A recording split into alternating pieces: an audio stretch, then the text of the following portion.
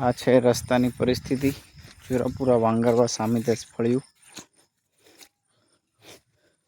જ્યાં વાહનોનો વ્યવહાર ટોટલી બંધ થઈ જાય છે. ઇમરજન્સી પરિસ્થિતિમાં તો એમ્બ્યુલન્સ કે 4 વ્હીલર જેવું કોઈ પણ વાહન અહીંયાથી પસાર થઈ શકે એવું નથી. આવું ને આવું 2 થી 3 જગ્યા પર છે, જે બહુ જ તકલીફ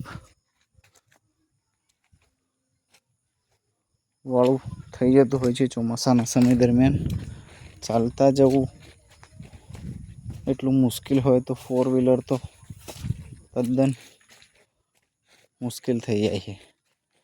આ જુઓ રસ્તાની પરિસ્થિતિ ચુરાપુરા વાંગરવા.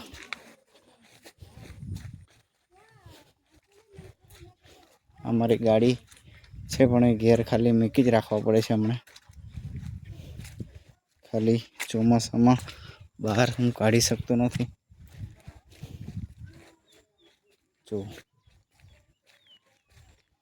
ભારત દેશને આઝાદ થઈ આજે આટલા વર્ષો થયા, 1947થી આપણે જે રસ્તા ને સંડાસ બાથરૂમ જ બનાવીએ છીએ, તો બી જે હાલત ભારત દેશની આજ છે જોઈ શકીએ છીએ આપણે.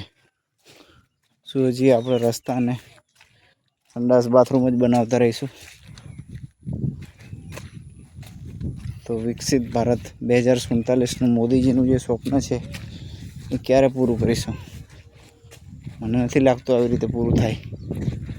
Thank you.